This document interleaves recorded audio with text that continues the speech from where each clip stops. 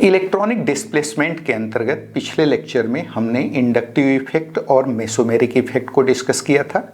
ये दोनों ही effect permanent effect थे, मॉलिक्यूल में परमानेंटली ऑपरेट करते थे।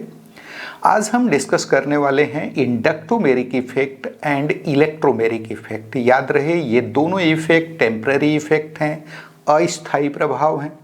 मॉलिक्यूल में तब ऑपरेट करते हैं जब मॉलिक्यूल के पास अटैकिंग रिएजेंट आता है, यानी अटैकिंग रिएजेंट के अप्रोच पर ये काम करना शुरू करते हैं और ये always rate of the reaction को बढ़ाते हैं। तो चलिए देखते हैं ये इंडक्टोमेरिक इफेक्ट और इलेक्ट्रोमेरिक इफेक्ट हैं क्या, किन मॉलिक्यूल्स में और किन परिस्थितियों में ऑपरेट करते हैं। सबसे पहले देखते हैं स्लाइड में क्या लिखा है। Inductomeric effect.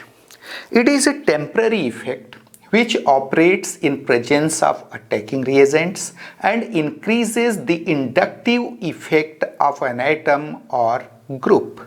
आपको बताया गया कि यह एक टेम्पररी इफेक्ट है, यह एक अस्थायी प्रभाव है जो अटैकिंग रिएजेंट, याद रहे ये सारे जो डिस्प्लेसमेंट हो रहे हैं वो किस में हो रहे हैं, तो सब के सब सबस्ट्रेट मॉलिक्यूल में हो रहे हैं, आधार मॉलिक्यूल में हो रहे हैं। तो जब सबस्ट्रेट मॉलिक्यूल के पास अटैकिंग रिएजेंट आता है तब यह इफेक्ट ऑपरेट करना शुरू करता है और इंडक्टिव, किसी एटम और ग्रुप के इंडक्टिव इफेक्ट को, प्रेरणिक प्रभाव को बढ़ा देता है। कौन?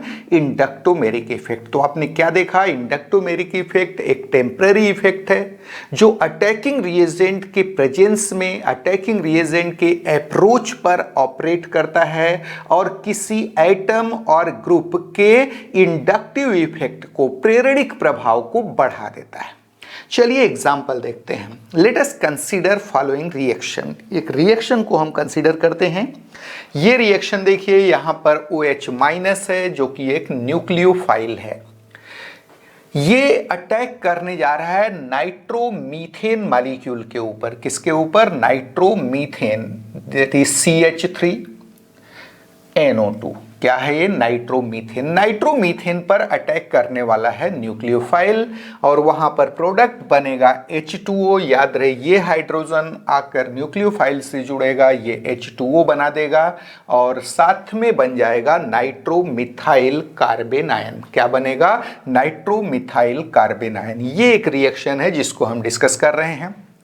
याद रहे अगर हम नाइट्रोमीथेन की बात करेंगे, ये यहां पर सबस्ट्रेट मॉलिक्यूल है, यहां पर nitro group -I effect exert कर रहा है, यानी CN बॉन्ड के इलेक्ट्रॉन को अपनी ओर खींच रहा है और ये जो इंडक्टिव इफेक्ट था NO2 का, जो -I इफेक्ट था, वो आगे रिले हो गया CH बॉन्ड में। CH बॉन्ड का H और C के बीच जो इलेक्ट्रॉन पेयर था वह कार्बन की ओर खींच गया, जिसके कारण आप देखेंगे कि नाइट्रो ग्रुप, ध्यान दीजिए ये सोर्स है, -I इफेक्ट एक्सर्ट कर रहा है, नाइट्रो ग्रुप के ऊपर डेल्टा माइनस चार्ज आया है क्योंकि इसने इलेक्ट्रॉन को अपनी ओर खींच लिया और कार्बन के ऊपर क्या आया? Delta plus. ये कार्बन CH बॉन्ड के इलेक्ट्रॉन को अपनी ओर खींचा, जिसके कारण हाइड्रोजन के ऊपर भी पार्शियल पॉजिटिव चार्ज आया, लेकिन कार्बन के रिलेटिवली कम, इसलिए हमने इसको डबल डेल्टा प्लस से डिनोट किया है। यहां पर आप देख सकते हैं कि जो H-C बॉन्ड है, NO2 ग्रुप के -I इफेक्ट के कारण H-C बॉन्ड पोलराइज्ड तो है, लेकिन हाइड्रोजन फिर भी कार्बन से अटैच्ड है। जैसे ही न्यूक्लियोफाइल OH- इस मॉलिक्यूल के पास पहुंचता है, आप देखेंगे कि ये जो Hc बॉन्ड का इलेक्ट्रॉन था पूरी तरह कार्बन के पास शिफ्ट कर दिया जाता है, हाइड्रोजन H+ के फॉर्म में रिलीज हो जाता है और ये आकर के न्यूक्लियोफाइल OH- आयन से जुड़ जाता है और बना देता है H2O। जबकि यहां का इलेक्ट्रॉन पेयर चूंकि कार्बन के पास आ गया, ये देखिए यहां पर फॉर्मेशन हो जाता है नाइट्रोमिथाइल कार्बेन आयन का, जहां कार्बन के ऊपर नेगेटिव चार्ज है।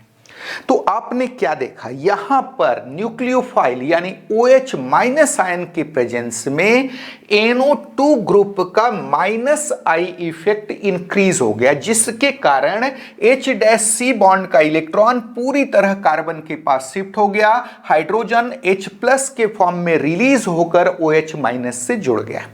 तो नेचुरली ये कौन सा इफेक्ट है, ये इंडक्टोमेरिक इफेक्ट है। किसका, तो OH माइनस आयन का इंडक्टोमेरिक इफेक्ट है, जिसके कारण H- बॉन्ड पूरी तरह टूट गया। H- बॉन्ड का इलेक्ट्रॉन पेयर पूरी तरह किसके पास शिफ्ट हो गया, कार्बन के पास। देखिए स्लाइड में क्या लिखा है, here due to minus I effect of nitro group H- bond are polarized. Already बता चुका हूं, ये बॉन्ड पोलराइज्ड होता है किसके कारण, NO2 ग्रुप के माइनस आई इफेक्ट के कारण। But hydrogen atoms remain still attached with carbon atom. Polarized होने के बावजूद ये सारे हाइड्रोजन अभी भी किससे जुड़े हुए हैं, कार्बन से जुड़े हुए हैं। क्लियर है। जैसे ही OH माइनस आयन अप्रोच करेगा नाइट्रोमीथेन मॉलिक्यूल के पास, नाइट्रो ग्रुप का इंडक्टिव इफेक्ट यानी माइनस आई इफेक्ट इंक्रीज हो जाएगा। H- बॉन्ड का जो इलेक्ट्रॉन पेयर है, जो सिग्मा इलेक्ट्रॉन पेयर है, वह पूरी तरह कार्बन के पास शिफ्ट हो जाएगा और फॉर्मेशन हो जाएगा H2O और नाइट्रोमिथाइल कार्बेनायन का। देखिए आगे क्या लिखा है स्लाइड में, at the approach of OH minus ion, attacking reagent है यहां पर OH minus ion, minus I effect of NO2 group gets highly increased due to inductomeric effect, so that the sigma electron pair of one of the Hc bonds gets shifted completely to the carbon atom. Thus hydrogen atom gets separated as H+ ion and gets attached to the OH minus ion forming H2O molecule. Being a temporary effect, inductomeric effect always increases the rate of the reaction। तो आपने देखा कि nitromethane के पास जैसे ही OH minus ion यानी hydroxide ion जो कि एक न्यूक्लियोफाइल है पहुंचता है, NO2 ग्रुप का minus I effect inductomeric effect के कारण इंक्रीज हो जाता है। जो 3 C-H बॉन्ड थे उनमें से किसी एक बॉन्ड का सिग्मा इलेक्ट्रॉन पेयर पूरी तरह कार्बन के पास शिफ्ट हो जाता है, हाइड्रोजन H+ के फॉर्म में रिलीज हो जाता है, वह H+ OH माइनस से जुड़कर वाटर मॉलिक्यूल बना देता है, जबकि दूसरी तरफ क्या बन जाता है, नाइट्रोमिथाइल कार्बेनायन। यहां पर आप देख सकते हैं कि चूंकि इंडक्टोमेरिक इफेक्ट एक टेम्पररी इफेक्ट है, यह always rate of the reaction को बढ़ाता है, अभिक्रिया की दर को हमेशा बढ़ाता है। ऑलरेडी बताया जा चुका है, जितने भी टेम्पररी इफेक्ट हैं वो रेट ऑफ द रिएक्शन को ऑलवेज इंक्रीज करते हैं। क्लियर है। चलिए आगे बढ़ते हैं। अब हम सेकेंड इफेक्ट लेने जा रहे हैं, सेकेंड टेम्पररी इफेक्ट, जिसको आप बोलते हो इलेक्ट्रोमेरिक इफेक्ट। बहुत ही इंपॉर्टेंट है, कॉम्पिटिटिव एग्जामिनेशन में बहुत ज्यादा पूछा जाता है।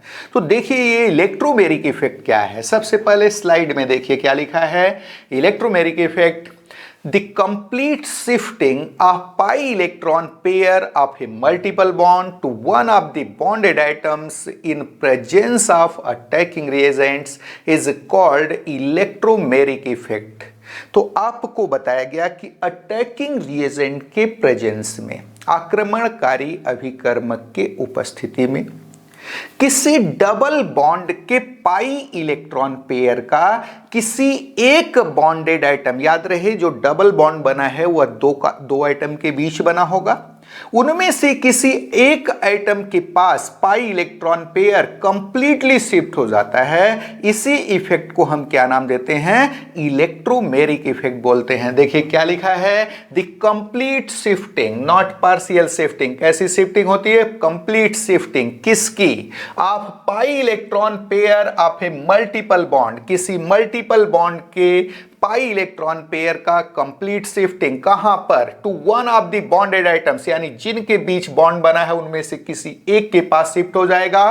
कब, in presence of attacking reagents, आक्रमणकारी अभिकर्मकों की उपस्थिति में, तब हम उसे क्या नाम देंगे, इलेक्ट्रोमेरिक इफेक्ट नाम देंगे। यानी आक्रमणकारी अभिकर्मक की उपस्थिति में किसी बहुबंध के पाई इलेक्ट्रॉन युग्म का किसी एक बंधित परमाणु यानी जिनके बीच बॉन्ड बना हुआ है जिन एटम्स के बीच, उनमें से किसी एक के पास कंप्लीट शिफ्टिंग हो जाएगी, पूरी तरह स्थानांतरण हो जाएगा इलेक्ट्रॉन पेयर का।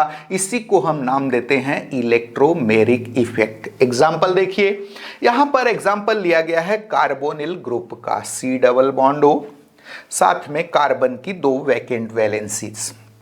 कार्बोनिल ग्रुप, जैसे ही अटैकिंग रिएजेंट आता है, अटैकिंग रिएजेंट के प्रेजेंस में आप देखेंगे C डबल बॉन्ड O का पाई इलेक्ट्रॉन पेयर, डबल बॉन्ड में एक सिग्मा बॉन्ड होता है, एक पाई बॉन्ड होता है।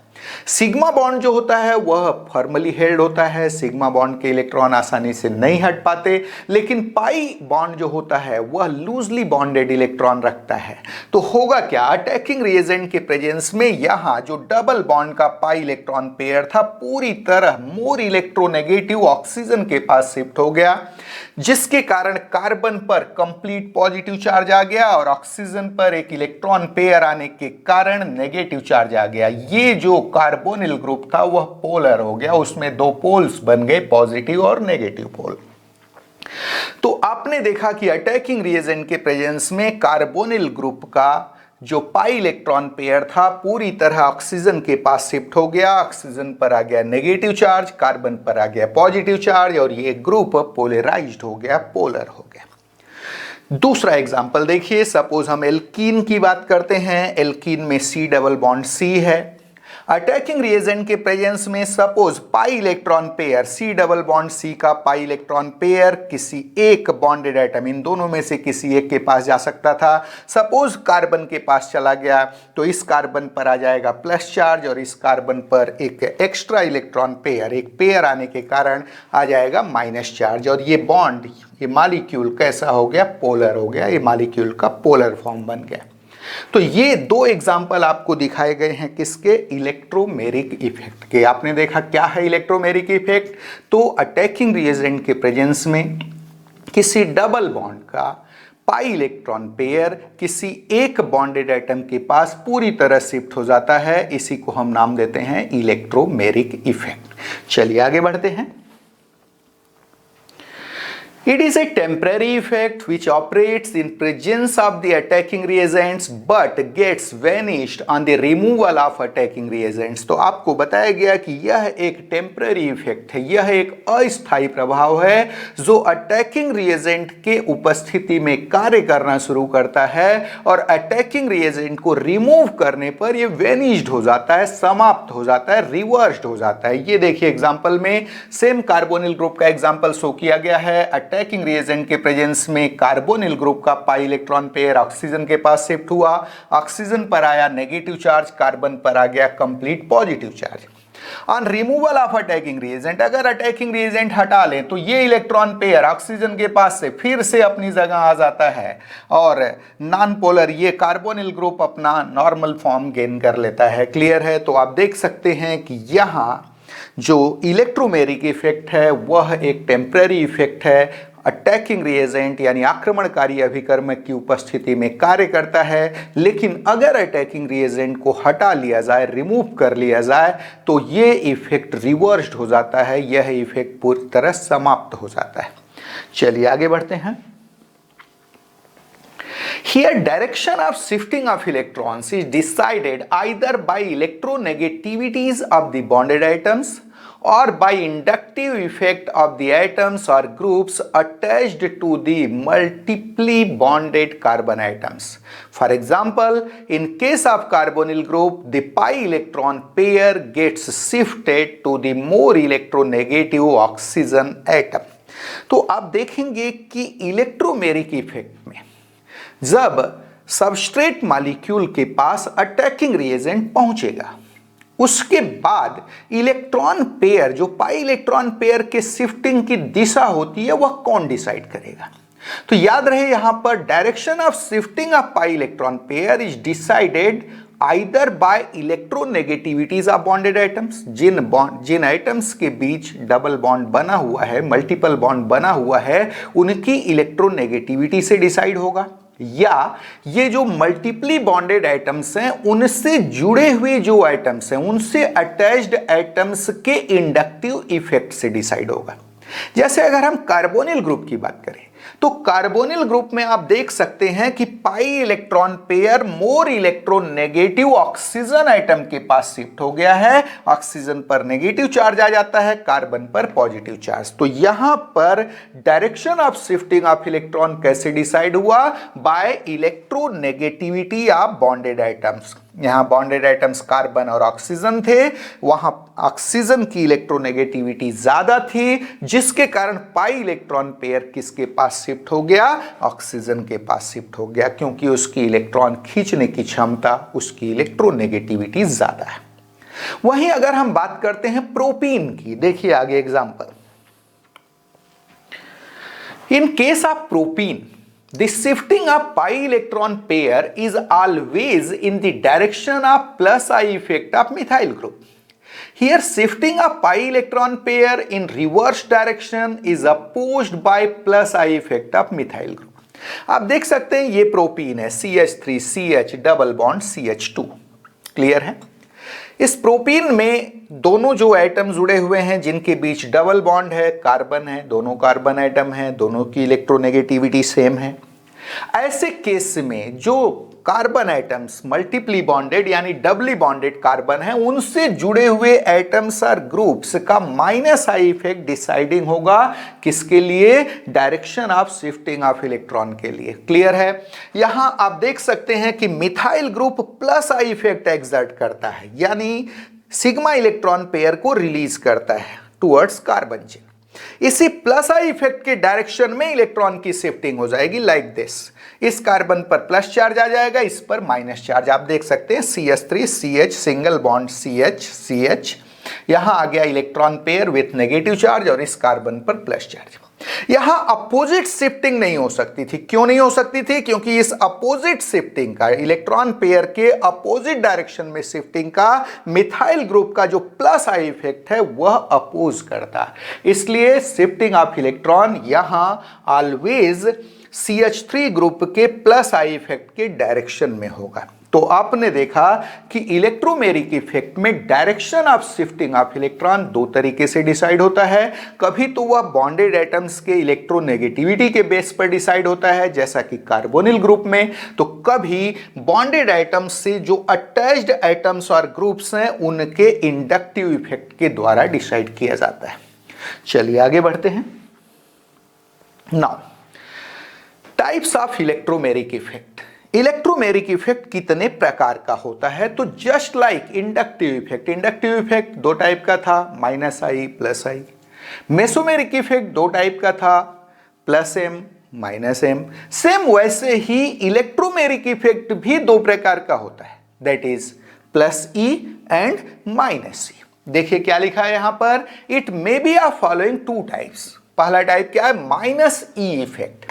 If the shifting of pi electron pair is away from that bonded atom to which the attacking reagent finally attaches, then it is called -E effect। अगर pi electron pair की shifting उस bonded atom से away हो रही हो, दूर हो रही हो, जिससे अटैकिंग रिएजेंट फाइनली अटैच होगा, तो इसे हम क्या नाम देते हैं? -E इफेक्ट नाम देते हैं। क्या बताया गया? If the shifting of pi electron pair is away from that bonded atom to which attacking reagent finally attaches, then it is called -E effect. For example देखिए, ये कार्बोनिल ग्रुप है, C double bond O। ये cyanide CN- ion है जो कि attacking reagent है, nucleophile है। क्या किया इसने? कार्बन पर अटैक किया और C डबल बॉन्ड O का इलेक्ट्रॉन ऑक्सीजन के पास शिफ्ट हो गया। आप देख सकते हैं कि साइनाइड आयन जाकर कार्बन से जुड़ रहा है, जबकि पाई इलेक्ट्रॉन पेयर किसके पास शिफ्ट हो गया? ऑक्सीजन के पास, यानी उस कार्बन से दूर दूसरे बॉन्डेड एटम के पास शिफ्ट हो गया। ये देखिए, कार्बन से CN जुड़ गया, जबकि इलेक्ट्रॉन पेयर किसके पास पहुंच गया है? ऑक्सीजन के पास, और वहां आ गया नेगेटिव चार्ज।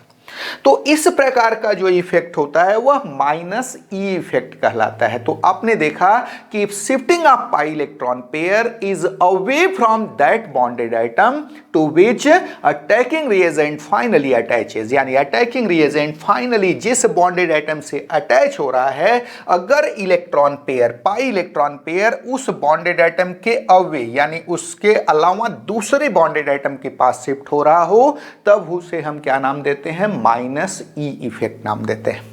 अब दूसरा आता है प्लस ई इफेक्ट। वो क्या होता है, तो आप देखेंगे कि जिसके पास जिस बॉन्डेड एटम के पास इलेक्ट्रॉन पेयर शिफ्ट होगा उसी से अटैकिंग रिएजेंट जाकर अटैच होगा, तब उसे हम क्या नाम देंगे, प्लस ई इफेक्ट नाम देंगे। ये देखिए second type plus E effect. If the shifting of pi electron pair is to that bonded atom to which the attacking reagent finally attaches, then it is called plus E effect. For example, आपको बताया गया कि अगर पाई electron pair की shifting उस बंधित परमाणु के ऊपर हो जहां पर अटैकिंग रिएजेंट जाकर अटैच होगा, तो इसे हम क्या नाम देते हैं, प्लस ई इफेक्ट नाम देते हैं। ये देखिए सपोज यहां पर इलेक्ट्रोफाइल है proton H plus ion, alkene था यहां सबस्ट्रेट एल्कीन। याद रहे प्रोटॉन के पास बॉन्ड बनाने के लिए खुद का इलेक्ट्रॉन पेयर नहीं है। क्या होगा, एल्कीन का इलेक्ट्रॉन पाई इलेक्ट्रॉन पेयर जिस कार्बन पर शिफ्ट होगा उसी इलेक्ट्रॉन पेयर को यूज करके H प्लस बॉन्ड बनाएगा। उसी कार्बन से जहां पर पाई इलेक्ट्रॉन पेयर शिफ्ट हुआ है उसी कार्बन से जाकर ये प्रोटॉन जुड़ जाएगा उसी इलेक्ट्रॉन पेयर को यूज करके, और किसका फॉर्मेशन हो जाएगा, कार्बोनियम आयन का। ये देखिए कार्बन से जुड़ गया CH, जो इलेक्ट्रॉन पेयर आया उसका यूज करके H प्लस आयन उससे जुड़कर CH बॉन्ड बना दिया, और इस कार्बन के ऊपर आ गया प्लस चार्ज, किसका फॉर्मेशन हो गया, कार्बोनियम आयन का। ये इफेक्ट क्या कहलाएगा, प्लस ई इफेक्ट। तो आपने देखा कि इलेक्ट्रोमेरिक इफेक्ट दो टाइप का होता है, माइनस ई और प्लस ई। माइनस ई कब बोलेंगे, जब पाई इलेक्ट्रॉन पेयर उस बॉन्डेड आइटम से दूर शिफ्ट हो रहा हो जिससे अटैकिंग रिएजेंट अटैच होता है, जैसा कि हमको देखने को मिलता है कार्बोनिल ग्रुप के केस में। कार्बोनिल ग्रुप पर जब साइनाइड आयन ने अटैच किया तो ये इफेक्ट अपने को देखने को मिला। दूसरा केस मिला कि अटैकिंग रिएजेंट जिस बॉन्डेड आइटम से जुड़ने वाला है उसी के पास इलेक्ट्रॉन पेयर शिफ्ट हो रहा हो, तब उसे हम क्या नाम देते हैं, प्लस ई इफेक्ट। क्लियर हुआ, चलिए आगे बढ़ते हैं। Being a temporary effect, electromeric effect always increases the rate of the reaction। चूंकि ये टेम्परेरी इफेक्ट है, ये एक अस्थायी प्रभाव है, यह रेट ऑफ द रिएक्शन को ऑलवेज इंक्रीज करता है, सदैव बढ़ाता है। तो आज के लेक्चर में आपने इलेक्ट्रोमेरिक इफेक्ट और इंडक्टोमेरिक इफेक्ट को देखा। ये दोनों इफेक्ट टेम्पररी इफेक्ट थे, अटैकिंग रिएजेंट के प्रेजेंस में ऑपरेट करते थे और रेट ऑफ द रिएक्शन को ऑलवेज बढ़ाते थे। क्लियर है। नेक्स्ट लेक्चर में हम बात करेंगे हाइपर कंजुगेशन का। याद रहे हाइपर कंजुगेशन भी एक स्टेबल, एक परमानेंट इफेक्ट है। जैसा कि आपने मेसोमेरिक इफेक्ट देखा था, इंडक्टिव इफेक्ट देखा था, दोनों परमानेंट इफेक्ट थे। उसी कैटेगरी में एक और परमानेंट इफेक्ट है, दैट इज हाइपर कंजुगेशन, जिसको हम नेक्स्ट लेक्चर में डिस्कस करेंगे। बहुत ही इंपॉर्टेंट टॉपिक है। तो आज के लेक्चर में बस इतना ही। Thank you.